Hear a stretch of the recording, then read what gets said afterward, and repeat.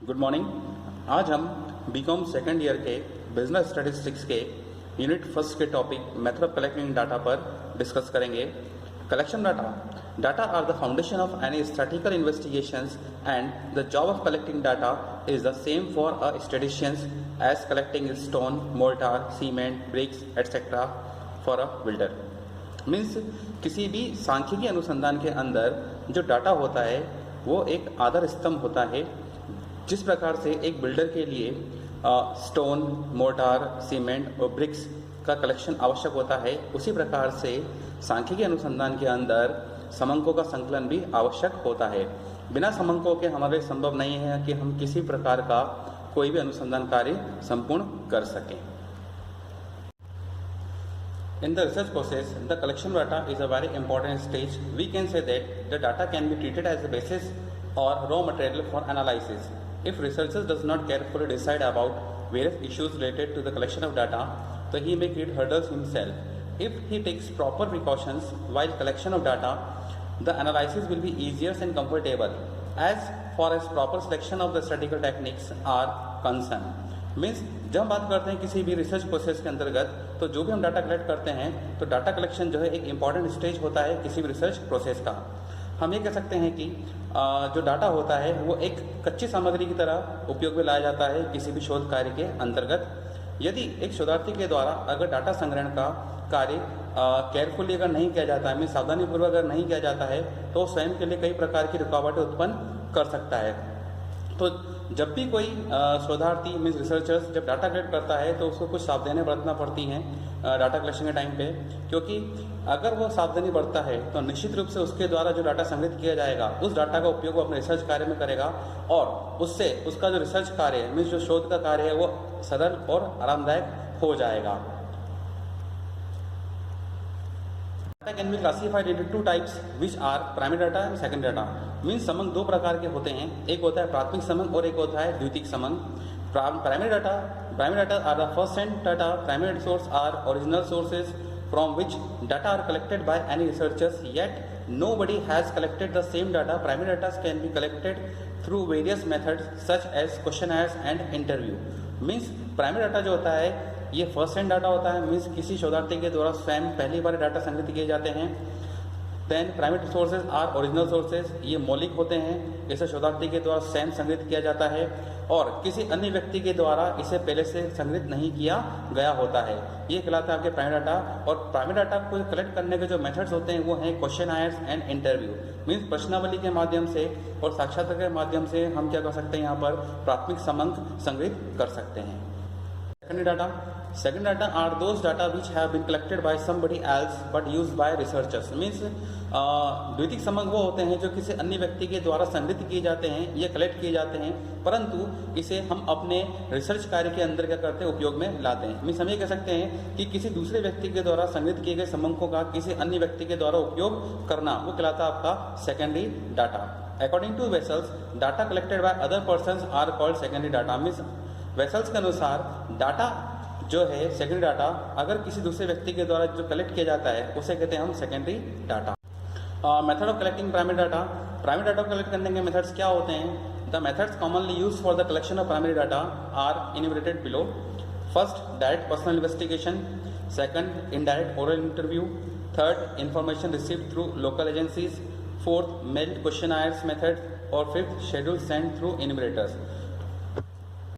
First, direct personal investigation, प्रत्यक्ष व्यक्तिगत अनुसंधान। This method consist in the collection of data personally by the investigator from the source concern.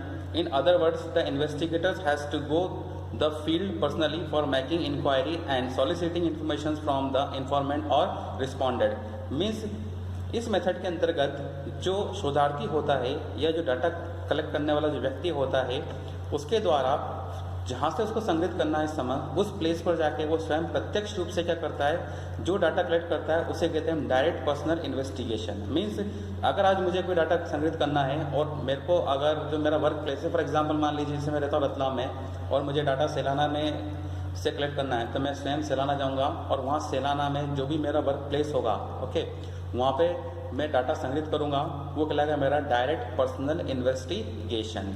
Okay. Oral investigation, अप्रत्यक्ष मौखिक अनुसंधान.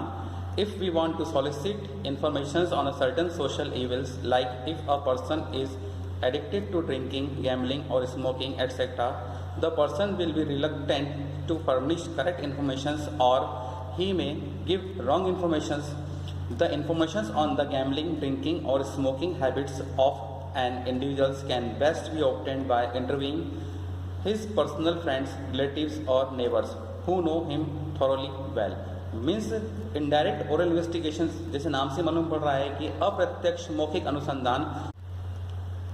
जब हम किसी व्यक्ति से उसके ड्रिंकिंग, गैम्बलिंग, स्मोकिंग हैबिट के बारे में जानकारी प्राप्त करना चाहते हैं तो निश्चित रूप से सामने वाला व्यक्ति हमको गलत इन्फॉर्मेशन प्रोवाइड करेगा.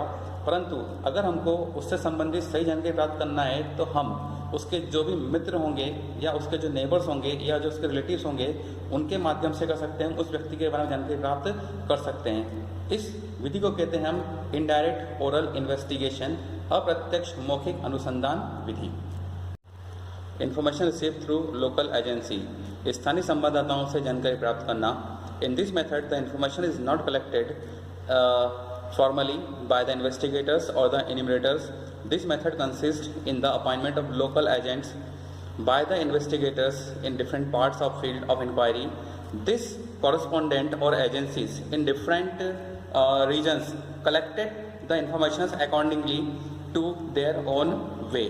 Means कि जो भी स्थानीय स्रोतों से सूचना प्राप्त करना होता है उसे बोलते हैं हम जिस व्यक्ति को अपॉइंट करते हैं लोकल एरिया के अंदर, वो कहलाते हैं हमारे स्थानीय संवाददाता. उनके द्वारा जो भी इन्फॉर्मेशन जनरेट करेंगे वो कहलाएंगे आपके लोकल सोर्स ऑफ कॉरेस्पॉन्डेंट. इस मेथड के अंतर्गत अनुसंधानकर्ता द्वारा विभिन्न स्थानों पर स्थानीय व्यक्ति नियुक्त कर दिए जाते हैं जो समय समय पर अपने अनुभवों के आधार पर सूचनाएं भेजते रहते हैं.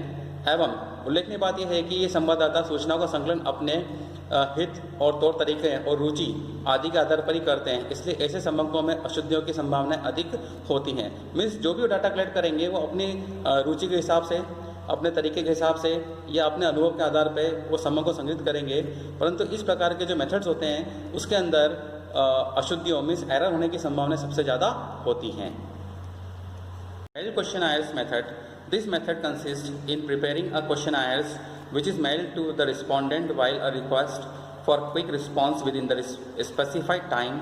A very polite covering note explaining in detail the aims and object of collecting the information and also the operational definitions of various terms and concepts used in the questionnaires is attached. Respondents are also taken into confidence by ensuring them that the information supplied by them in the questionnaires will be kept strictly confidential and secret. जितने भी informations होती हैं वो हम क्वेश्चनायर्स के through क्या कर सकते हैं, यहाँ पर कलेक्ट कर सकते हैं. मीन जितने भी सूचकों द्वारा प्रश्नावली भरवा कर सूचना प्राप्त कर सकते हैं. जैसे आज मैं रतलाम बैठा हूँ और मैंने क्वेश्चन आयर्स मान लीजिए कि दूसरी स्टेट से अगर मुझे डाटा संग्रहित करना है, कलेक्ट करना है, तो मैं वहाँ पर अपनी क्वेश्चन आयर्स क्या करूँगा, यहाँ पर मेल करूँगा बाय पोस्ट और बाय ईमेल. ओके, जब मैं उनको क्वेश्चन आयर्स सेंड करूँगा तो उन व्यक्तियों से जिनसे मुझे जानकारी प्राप्त करना है तो सर्वप्रथम मैं जहाँ से संबंधित प्रश्नों की एक सूची तैयार करता हूँ. फिर एक प्रति सूची मीन्स जितनी भी हम उनकी क्वेश्चन आयर्स की क्या बनाएंगे, यहाँ पर कॉपी बनाएंगे. और जितने भी लोग हैं, मान लीजिए 50 लोग हैं, 60 लोग हैं, 70 लोग हैं, तो अगर 50 लोग हैं तो मुझे 50 फोटोकॉपी चाहिए और 70 है तो 70. ठीक है ना. तो जितने भी हमारे रिस्पॉन्डेंट हैं उनके हिसाब से हम क्या करेंगे, एक सूची बनाएंगे प्रश्नों की और वो सूची उनको हम क्या करेंगे, यहाँ से भेज देंगे. किनके पास, उन व्यक्ति के पास. अब वो व्यक्ति क्या करेंगे, उसमें जो भी इन्फॉर्मेशन है वो इन्फॉर्मेशन हमको भरकर एक निश्चित समय के अंदर जो हम उन्हें बताएंगे वो उस निश्चित समय के अंदर हमें वापस से पुनः क्या करेंगे, भेज देंगे. और उसके साथ हम एक अनुरोध पत्र भी लगाएंगे कि आपके द्वारा जो भी इन्फॉर्मेशन दी जा रही है वो बिल्कुल गोपनीय रखी जाएगी. इस सूचना का सिर्फ हम हमारे शोध कार्य में उपयोग करेंगे. इन सूचनाओं को हम किसी अन्य व्यक्ति को प्रेषित नहीं करेंगे. इस प्रकार का करेंगे, उनको एक आश्वासन प्रदान करेंगे. ये होती है प्रश्नावली विधि. Schedule sent through enumerators.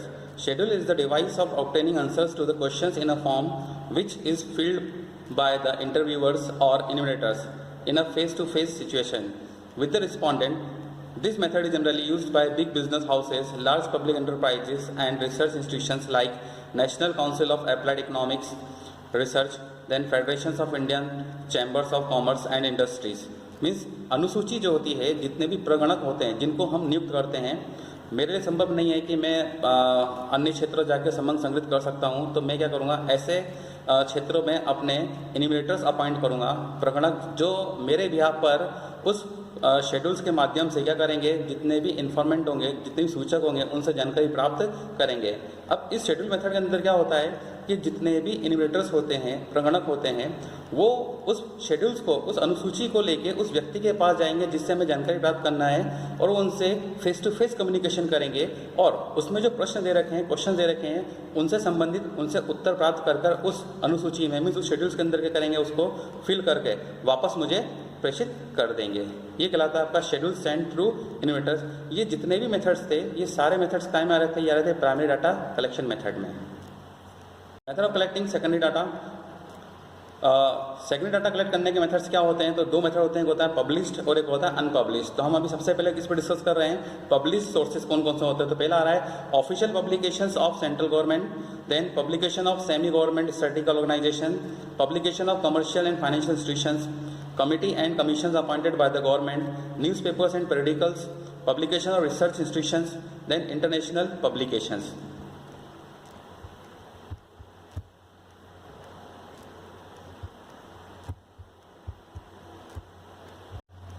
Official publication of central government. The following are the various government organizations along with the year of their establishment which collect, compile and publish statistical data on a number of topics of current interest: prices, wages, populations, productions and consumptions, labor, trade, army, etc. Registrar General and Census Commissioners of India, Labour Bureau, the Indian Army Statistical Organization IASO, Central Statistical Organization CSO, National Sample Survey Organization NSSO. Means ये एक government से related organisations होती हैं, जो government से related जो data होता है, जैसे price, wages, population, production, consumption, labour, trade, army, ये जितने भी ऑर्गेनाइजेशंस आ रहे हैं, ISO, NSSO, CSO, registrar general and census commission of India, ये जितने भी डाटा आ रहे हैं, price, wages, population, production, consumption, labour, trade, army etcetera से रिलेटेड, ये सारी इन्फॉर्मेशन क्या करते हैं, यहाँ पर पब्लिश करते हैं ईयरली बेसिस पर। मीन्स वार्षिक आधार पर करते हैं, अपनी रिपोर्ट सबमिट करते हैं, जितने भी जो इश्यूज होते हैं, जो करंट टॉपिक्स होते हैं, उनसे रिलेटेड करते हैं, इन्फॉर्मेशन जनरेट करते हैं। ये कहलाता है हमारे लिए सेकेंडरी डाटा, क्योंकि अगर इनके द्वारा जो डाटा पब्लिश होगा, उस डाटा को अगर हम हमारे रिसर्च वर्क में यूज में लाएंगे, तो हमारे लिए क्या कहलाएगा, यहाँ पर सेकेंडरी डाटा कहलाएगा। सेमी गवर्नमेंट स्टैटिस्टिकल ऑर्गेनाइजेशंस, जितने भी अर्ध सरकारी संगठन या संस्थान होते हैं, उनके द्वारा भी वार्षिक और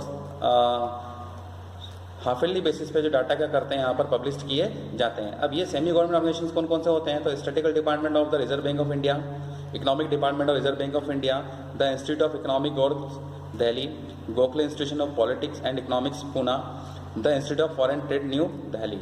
ये जितने भी सेमी गवर्नमेंट रिलेटेड डाटा होते हैं, इनको करते हैं यहाँ पर पब्लिश करते हैं, और रिसर्चर क्या सकता है, इस डाटा को अपने रिसर्च वर्क में यूज में ला सकता है। ये भी एक मेथड होता है सेकेंडरी डाटा कलेक्शन का। Of commercial and financial institution, जितने भी वाणिज्यिक और वित्तीय संस्थाएं होते हैं, उनके द्वारा भी समय समय पर वित्त और वाणिज्य के क्षेत्र से संबंधित सूचनाएं क्या की जाती हैं, यहाँ पर प्रकाशित की जाती हैं, पब्लिश की जाती हैं। अ number of private commercial and trade institution like a federation of Indian chamber of commerce and industries, जिसको हम फिक्की बोलते हैं, institute of chartered accountant of India, trade union, stock exchange, bank, bodies, cooperative societies, etc. publish reports and statistical materials on current economic, business and other phenomena. Means जो भी current economic से related जो भी है data, वो सब क्या किया जाता है। Committees and commissions appointed by the government, the report of the survey and inquiry commissions and committees of the central and state governments to find the experts view on some important matters relating to the economic and social phenomena like national income, taxation, education etcetera are invaluable sources of secondary information for instant. Means committee को हम क्या करते हैं, यहाँ पर समिति और commission आयोग की करते हैं, यहाँ पर स्थापना करते हैं, नियुक्ति करते हैं। इनके द्वारा सरकारी क्षेत्र में जितने भी एक्सपर्ट्स होते हैं, उनको इस समिति और आयोग में मेंबर बनाते हैं, सदस्य बनाते हैं, और इनके द्वारा एजुकेशन, टैक्सेशन, नेशनल इनकम, ये ऐसे क्षेत्र होते हैं जिनके संदर्भ में जो डाटा कलेक्ट किए जाते हैं या जो इनकी रिपोर्ट दी जाती है, उन रिपोर्ट के माध्यम से जो डाटा कलेक्ट होते हैं, उस डाटा का उपयोग हम हमारे रिसर्च वर्क में यूज में ला सकते हैं। ये भी एक मेथड होता है सेकेंडरी डाटा कलेक्शन का। अब इसमें जैसे इन्होंने एग्जांपल दिया है कि Simon Kuznets committee report on national income, तो साइमन कुजनेट जो कमेटी थी उन्होंने अपनी report national income of India के ऊपर सबमिट करी थी। Wancho commission report on taxation, Wancho commission ने अपनी रिपोर्ट टैक्सेशन के लिए सबमिट करी थी। Kothari commission report on the educational reform, means हम शिक्षा के क्षेत्र में किस तरीके से सुधार कर सकते हैं, उन्होंने अपनी रिपोर्ट सबमिट करी थी। तो ये एक तरीका होता है सेकेंडरी डाटा के रूप में, या इसका हम उपयोग कर सकते हैं सेकेंडरी डाटा के लिए। न्यूज़पेपर एंड पेडिकल्स, जितने भी समाचार होते हैं ये भी एक माध्यम होता है हमारे सेकेंड डाटा का, क्योंकि किसी दूसरे व्यक्ति के द्वारा पहले से ही सूचना एकत्रित की जाती है और उसे न्यूज़पेपर के माध्यम से पब्लिक में प्रकाशित किया जाता है, और हम उस न्यूज़ के माध्यम से क्या कर सकते हैं, यहाँ पर सेकेंड डाटा कलेक्ट कर सकते हैं। Means statistical material on a number of important current socio economic problems can be obtained from the numerical data collected and published by the some reputed magazines, periodicals and newspaper like Eastern Economics, Economic Times, the Financial Express, Indian Journals of Economics, Commerce, Capital, Transport Statements, Yearbooks, The Time of India Yearbooks। ये क्या है, ये वो newspapers, पेरिडिकल्स और magazines हैं जिसके through क्या कर सकते हैं हम यहाँ पर सेकेंड डाटा कलेक्ट कर सकते हैं। पब्लिकेशन और रिसर्च इंस्टीट्यूशन, बहुत सारे ऐसे शोध संस्थान होते हैं जो समय समय पर जितने भी करंट रिलेटेड जो टॉपिक्स होते हैं उस पर अपनी रिसर्च क्या करते हैं, यहाँ पर पब्लिश करते हैं। तो वो रिसर्च जो पब्लिश की जाती है उस रिसर्च को भी कर सकते हैं हम हमारे रिसर्च सेकेंड डाटा के रूप में उपयोग में ला सकते हैं। ये भी एक मेथड होता है सेकेंड डाटा कलेक्ट करने का। कौन सा? पब्लिकेशन और रिसर्च इंस्टीट्यूशंस के द्वारा जो भी डाटा पब्लिश किया जाएगा, ठीक है, वो सब काय में यूज में आएगा, हमारा सेकेंडरी डाटा के रूप में आएगा। अंतर्राष्ट्रीय स्तर पर भी कुछ पब्लिकेशन किए जाते हैं, जैसे इंटरनेशनल पब्लिकेशन आ रहे हैं। The publication of a number of foreign government और international agencies provide invaluable statistical information on a variety of important economic and current topic. The publication of means बहुत सारे ऐसे इंपॉर्टेंट टॉपिक्स होते हैं international level पर, तो उनके द्वारा जो भी रिपोर्ट या रिसर्च वर्क जो होता है और जो भी एनालिसिस करते हैं उसको पब्लिश करते हैं, वो कहलाता है इंटरनेशनल पब्लिकेशन। जैसे एग्जांपल के तौर पर यूनाइटेड नेशन ऑर्गेनाइजेशन यूएनओ, ये भी अपना क्या करता है, यहाँ पर एनुअल रिपोर्ट सबमिट करता है। वर्ल्ड हेल्थ ऑर्गेनाइजेशन WHO, अभी जो लेटेस्ट आपने देखा कोविड का चल रहा है, ये अपनी रिपोर्ट समय समय पर कर रहा है, यहाँ पर पब्लिश कर रहा है। इंटरनेशनल लेबर ऑर्गेनाइजेशन, अंतर्राष्ट्रीय स्तर पर जो लेबर ऑर्गेनाइजेशन है वो भी अपनी रिपोर्ट सबमिट करते हैं। International monetary fund IMF, world bank, international financial corporation, ये ऐसे इंटरनेशनल पब्लिकेशंस करते हैं जिसके आधार पर हम इकोनॉमिकल, हेल्थ, लेबर के बारे में क्या कर सकते हैं, इन्फॉर्मेशन जनरेट कर सकते हैं कि अंतर्राष्ट्रीय स्तर पर क्या मानक बनाए जा रहे हैं, इसमें क्या परिवर्तन हो रहा है और वर्तमान समय में इनकी क्या स्थिति है। इनसे संबंधित क्या कर सकते हैं, यहाँ पर हम डाटा कलेक्ट कर सकते हैं और हमारे रिसर्च वर्क में इसका उपयोग कर सकते हैं। ये कहलाता है आपका इंटरनेशनल पब्लिकेशंस। कलेक्शन का जो मेथड है वो है अनपब्लिश्ड सोर्सेज, मीन्स अनपब्लिश्ड मतलब वो जिसको हम प्रकाशित नहीं किया गया हो। अब जिसे बोला कि the statical data need not always be publish, there are various sources of unpublished statical material such as the record maintain by private firms और business enterprises who may not like to release their data to any outside agency, मतलब वो भारी किसी भी agencies को किसी प्रकार की कोई जानकारी उपलब्ध नहीं कराते हैं। ये भी कहलाते हैं आपके अनपब्लिश सोर्सेज, आप वहाँ से डाटा जनरेट कर सकते हैं। The various department and office of the central and state government, भाई केंद्र सरकार और राज्य सरकार के बहुत सारे ऐसे विभाग होते हैं जो अपनी रिपोर्ट पब्लिश नहीं करते हैं। The research carried out by the individual research scholars in the university और रिसर्च इंस्टीट्यूशन, मीन्स बहुत सारे विश्वविद्यालय भी क्या करते हैं, PhD कराते हैं, रिसर्च कराते हैं, तो उनके द्वारा जो रिसर्च वर्क होता है उसको पब्लिश नहीं किया जाता, तो उसको भी हम क्या कर सकते हैं, हमारे unpublish source of second data के रूप में उपयोग में ला सकते हैं। आई होप आपका लेक्चर क्लियर होगा। Thank you.